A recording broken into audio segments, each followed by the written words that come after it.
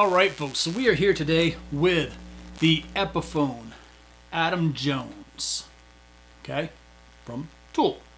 This is his 1975 Les Paul custom Epiphone, inspired by Gibson in antique silver burst. It's going to run you $1,500.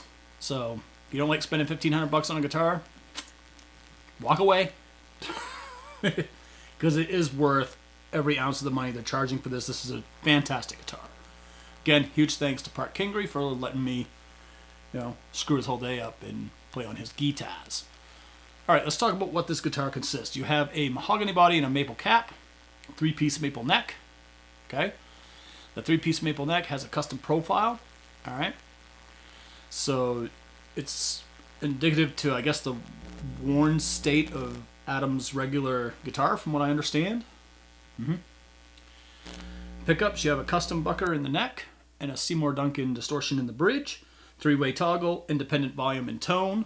CTS pots, by the way, 24.75 scale on a 12-inch radius. All right, it has an Epiphone lock tone tunematic bridge. And again, CTS pots, orange drop capacitors. It's basically a replica without minor damage to Adam's guitar that he's been using for decades. We all know the guitar. You've seen it a shit ton of times. Comes with a fantastic hard shell case. And yeah, I mean, it's just a kick-ass guitar. And oddly enough, I cannot believe this is an Epiphone, because it's just good. It's really good. Like, it plays great. I mean, what else can you ask for? No, it's a little bit of a quick and dirty on this. I mean, you heard a little of the cleans. You heard a little of the gain. I did that in the beginning, so I already gave you a playing. So, yeah. All right. So, just as a little bone ass, because if you have one Adam Jones Epiphone, why not have another? You know what I'm saying? Why not have another? So this runs in at 9 pounds, 14 ounces. That's Park over there, by the way. Trying to be OKG and shit. He's not too pretty for prison, but he definitely is too pretty for fucking YouTube, I guess. Hey, I don't want to steal your thunder, man. Yeah, I got no thunder. I shit myself, maybe. All right, so that is the Inspired by Gibson 1979 Les Paul Custom. This one right here is the Art Series. All the specs are the same except for, well, this one comes with a pretty cool graphic. Eerily looks like Park's daughter, which is kind of cool. All of them have a little something different on the headstock. Major differences. Let's go over the major differences. The headstock. Okay, done with the major differences. It's got pretty artwork and a different headstock. Significantly cheaper. But two of the models right now are just done. They're limited to 800 a unit. Once they're gone, they're just gone. They're not going to do them again. So this one comes in at 9 pounds 6 ounces? 7 ounces. 9 pound 9. 99. 99 love balloons. Yeah, but yeah, I just did that. So literally everything is the same. My fat roll gets caught the same no matter what I'm doing. It's awesome. Figured I'd play it just to show you it's the same. Yeah, you bitch. You having problems? I always have problems. Fuck this thing. It's a fucking dick licker. You need an assistant? I need something. I need help from another country. All right, so let's just give it a little listen.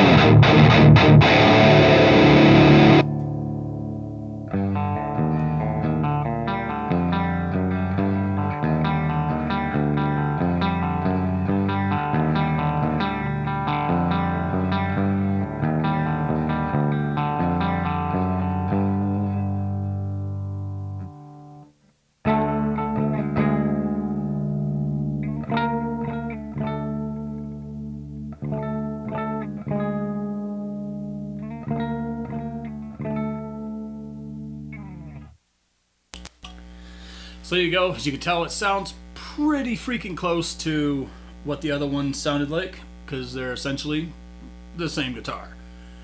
Now things are going to get a little funky, because if you have an Epiphone 1979, an Epiphone Art Series, but you kind of got that tier kind of taken care of, so you probably should get a Gibson, right? You know what I'm saying? You know what I'm saying? Oh, Fat was saying it was getting a little chilly. All right, so we're going to, we're going to get a Gibson and see how that stacks up against two Epiphones. Now, I have been playing these today, so in full disclosure, I'm going to tell you right off the bat, the 1979 is probably my favorite playing one. It just is. I don't know. Magic in it. Sometimes you get guitars like that, man. It's not how much you pay for it. It's how much magic is in it. Like, is that guitar going to talk to you, right? And this one is significantly more expensive. And heavier, by the way. Didn't have my fucking Wheaties this morning. Or my Wheaties. Yeah. Oh, yeah. So this is a Gibson Standard? Yes. Why are you looking at me all kinds of weird? Because I don't have it plugged in, right? Yeah, well, I'm not done talking about the guitar yet. Can you calm down? Sweet. And this is a lot different than those, but I don't have the scribble sheet for it. But Park's going to hold it up so I can read it. Maybe.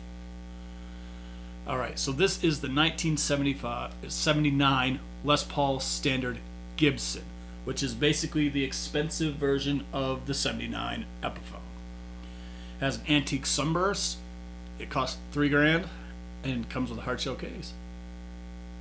That's one thing I can say. Cool on them for making sure all the Adam Jones guitars come with a really nice case, especially the one that's got the scribbles on it. That artwork, it wouldn't take long at all to get fucked up. And giving it in a good case like that, it just shows that, you know, Epiphone cares. Unless you buy a Widow, then they don't give a fuck.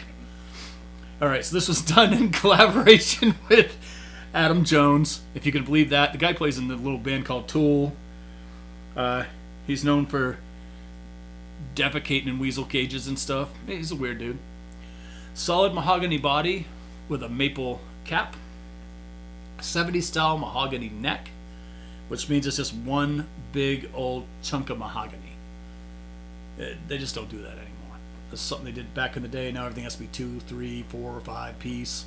It's just a rock solid thing. One thing they're famous for. Everybody loves it. Neck breaks. But always pray that if you break your headstock, it's a good break, because it will be stronger and way better when it gets repaired than it ever was brand new. True story. Alright, we have an ebony fretboard, 22 frets, 24.75 radius, basically the same setup that's on the Epiphone. You have a Graphtec nut and the Nashville Tune-o-matic bridge, which is super comfortable. If you've never got a chance to play on one of those, for a Tune-o-matic bridge, it's super comfortable. Other than a roller bridge, it's probably the most comfortable one out there. Grover tuners. The pickups are DC high gain Seymour Duncan. No, Gibson. No, Gibson. I'm sorry. I probably should have kept reading. So DC high gain Gibson and a burst bucker. Yeah. Reversed. It's reversed. Ooh. Special. No fucking idea what that does. Alright. Martin case, CTL pots, orange drop caps. Essentially, the same thing. At half the price is sitting right there. This says Gibson. That says Epiphone. They both play incredibly well. I'm not going to say either one of them play better than the other. It really is. When they made that, they did a very good representation of this guitar. You're not really missing much, other than another $1,500 leaving your bank account. In my opinion, it's cool to have. If you can afford it, yeah, get the Gibson. But if you can't afford it, definitely don't shy away from getting the Epiphone, because it's fantastic. And y'all know If it ain't fantastic, I'd tell you it's a fucking heap of shit, but it's not. It's a great guitar. I played it quite a bit today, actually. And it's a joy to play. Can't get it in the hole. You put a little hair around that fucker. Alright. Let's see what she's sound like. Yeah.